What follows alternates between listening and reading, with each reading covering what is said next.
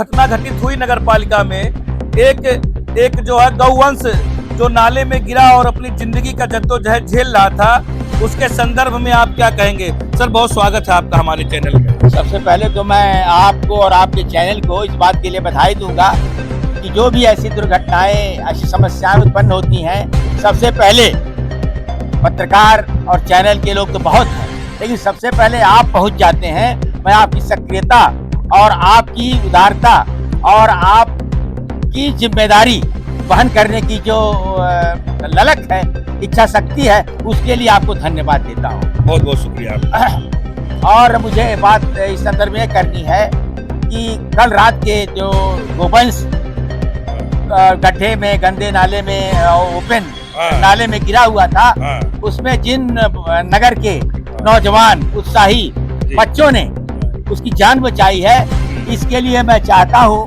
कि 2 घंटे जद्दोजहद के बाद वो सांड निकला है उसमें से, जो मौत से जूझ रहा था, उसको बचाने में जिन नौजवानों ने अपने जान की बाजी लगाई, उनको मैं चाहता हूं कि सार्वजनिक रूप से पशु विभाग, तहसील प्रशासन और नगर पालिका प्रशासन उनको सार्वजनिक से पुरस्कृत करे, क्योंकि इन बच्चों ने रात के समय में अगर ये बच्चे नहीं पहुंचे होते तो निश्चित है वह सांड का दम उसमें घुट जाता और वह मृत्यु को प्राप्त हो जाता।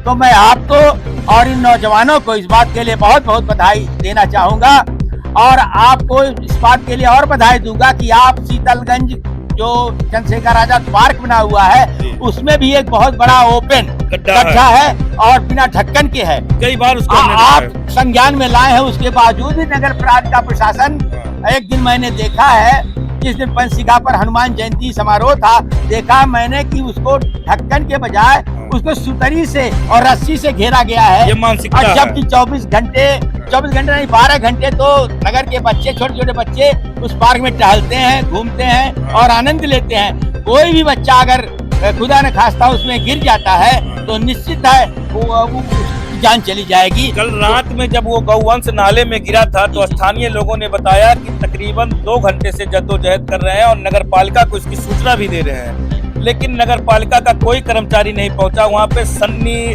रामू और मकसूद भाई, ये लोग नाले में उतर के स्वयं उसको निकाले। एक बच्चा अजीत और एक राजेंद्र, ये 4-5 बच्चों का नाम आपने लिया है। तो इन सबों को, इन तीनों विभागों के द्वारा सार्वजनिक से पुरस्कृत किया जाए, ताकि हमारे नगर के इस साहसी बच्चे, नौजवान बच्चे इसी प्रकार से सामाजिक कार्यक्रमों में आगे बढ़ करके और लोगों को का हिफाजत करें, और दुर्घटना अगर कहीं हो तो अनबोलता जानवर। और उसके लिए तो बहुत बहुत बधाई है। और भी इस प्रकार से दुर्घटनाएं हो जाती हैं जहां सरकारी महकमा नहीं पहुंच पाता है, तो ये बच्चे अगर पुरस्कृत होंगे तो इनका उत्साह बढ़ेगा, और इसी प्रकार से समाज की सेवा में ये सब बच्चे आगे बढ़ करके हिस्सा लेते रहेंगे। तो दोस्तों, आपने देखा, ये है प्रोफेसर केपी त्रिपाठी जी, और इन्होंने हमारे चैनल के माध्यम से जो चीज देखा इन्होंने, उस पर इन्होंने नौजवानों की जो है क्षमता को और नौजवानों के उत्साह को बढ़ाने का कार्य करते हुए अब प्रशासन से और संबंधित विभाग से उनको सम्मानित करने की मांग की है। और दूसरी चीज आपको बता दें दोस्तों कि नगर पालिका परिषद बासी